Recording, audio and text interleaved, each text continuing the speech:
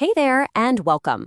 Today, we're going to dive into a concept that could totally change not just what you think, but how you think. It's called lateral thinking, and it's this powerful way of solving problems by, well, taking a completely different road. You know the feeling, right? We've all been there. You're pushing on a big, heavy door, putting your whole body into it, and you're just sure that if you push a little harder, it's gotta give. But nothing. Then someone walks up behind you, gives a gentle tug on the handle, and it swings right open. The problem was never the door, it was how you were trying to open it. And that little, kind of embarrassing moment, it's a perfect metaphor for so many challenges you face. We are so often just pushing on doors that were meant to be pulled. So, what if the real solution isn't about more effort, more force in the same old direction? What if it's about stepping back, taking a breath, and just thinking differently? All right, so that idea of a closed door, it actually brings us right into our first section, which is all about the closed door inside our own minds. We're going to explore why our standard way of thinking so often leads us straight into a wall. From the moment we start school, we're basically trained to think in a straight line. It's all about a logical, step-by-step process. Problem A leads to solution B, which then leads to outcome C. And that works great.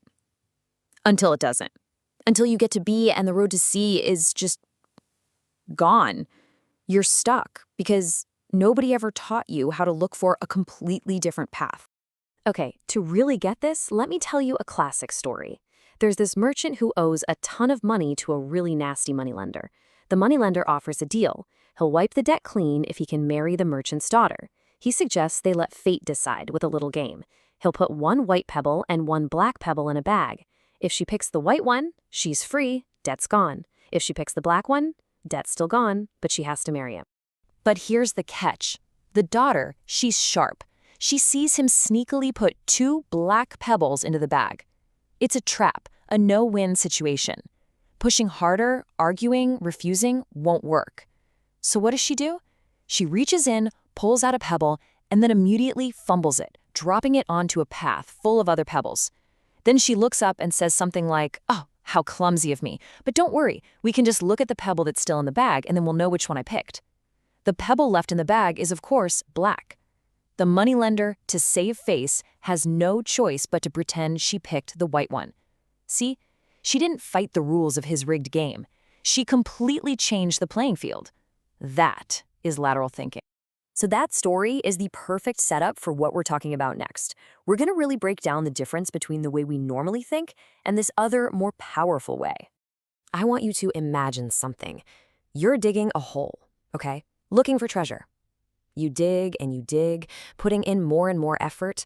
The hole gets deeper, you're getting tired, but there's no treasure.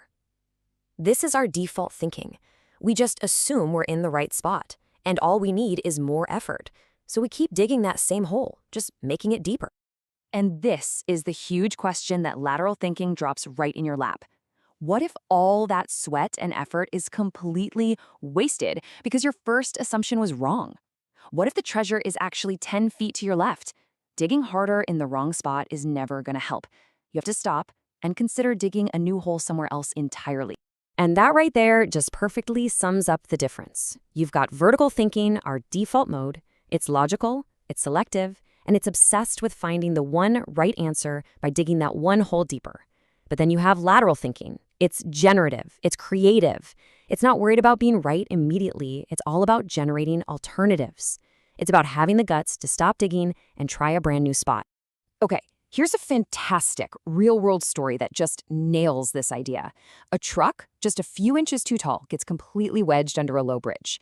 Traffic is backing up for miles. So they call in all the experts, right? The engineers show up. And using their vertical thinking, they focus on the big things, the bridge and the road. Their solutions are logical, but they're also crazy expensive and slow. Things like, let's dismantle part of the bridge, or let's dig up the road to lower it. And while all these smart people are debating, this little kid who's been watching the whole time just asks, why don't you just let some air out of the tires? Boom, problem solved. The experts were stuck on the huge obvious parts. The kid thought laterally and changed the problem itself. Okay, so how do we start thinking like that kid? How do we actually do this stuff? Well, in this next section, we're going to open up the toolbox. I'm going to give you 3 powerful, practical techniques you can start using right away. Our first tool is called provocation. This is where you intentionally say or think something that sounds completely illogical, maybe even a little absurd. It's like throwing a rock into a still pond. You don't care about the rock itself, you're interested in the ripples it creates. It's designed to just shock your brain right out of those comfortable little ruts it loves to run in. For instance, imagine a car company is trying to innovate. A vertical thinker asks, how can we make the engine 5% more efficient? A lateral thinker using provocation asks, what if cars had square wheels? Now, obviously, that's a crazy idea. Cars with square wheels? Come on, but wait, hang on. Just think about the questions that crazy idea forces you to ask. How would it move? Well, maybe the road would have to be different, or maybe the car wouldn't roll, it would hover. Suddenly, you're not talking about engine efficiency anymore. You're talking about suspension, new road technology, even flying cars. The provocation isn't the answer, it's the launch pad. All right, tool number 2.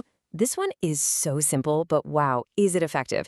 It's called reverse the problem. When you're totally stuck on how to reach a goal, just flip it on its head. Ask yourself, how could I get the absolute worst possible result here? Sometimes mapping the road to failure shows you the exact path to success. Let's say a team is brainstorming how to reduce customer complaints and they're hitting a wall, so they reverse it. Okay, guys, how can we guarantee we get way more complaints? And what happens? Suddenly the ideas just pour out. Oh, we could deliver everything late. We could make the product really cheap and shoddy. Let's have horrible customer service and never, ever answer the phone. And as they make this list of all the things to do wrong, what they're really creating is a perfect, crystal clear roadmap of exactly what they need to do right. Okay, our last tool for today is the analogy. This is where you take your problem, whatever it is, and you ask this really powerful question. What is this problem like? By comparing it to something totally different, a sports team, a garden, cooking a meal, you get to basically borrow a whole new instruction manual for your problem. So, a manager is struggling with her team. They're not working together, morale is low. She tries an analogy. This team, it's like an orchestra. And just like that, boom, a whole new way of seeing things clicks into place. What does an orchestra need? Well, it needs a conductor, a leader who directs but doesn't play every instrument. Each musician has a very specific, crucial role. They all have to listen to each other to stay in sync. And they need to practice, a lot, to create something beautiful. That one little analogy just gave her a dozen new ideas on leadership, communication, and teamwork. And that brings us to our final section. Because really, lateral thinking isn't just a collection of cool tricks. It's a total mindset shift. It's about realizing that the world you see isn't fixed. It's all about the angle you're looking from. So check out this classic business story. A shoe company sends its top salesperson to a remote island to see if there's a market. After a day, he sends a telegram back to the office. It says, "Terrible situation. Stop all shipments. No one here wears shoes. Returning on the next flight." But the boss, maybe they've been listening to an explainer like this one, decides to send a second salesperson to the very same island.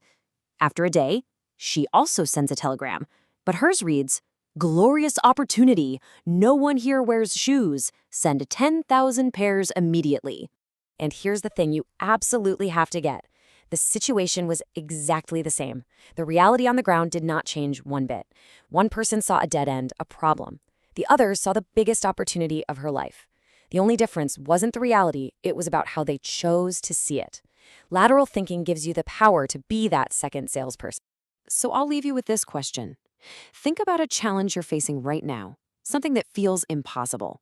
What closed door in your life, your work, or your relationships might just swing wide open if you stopped pushing so hard and just tried to pull?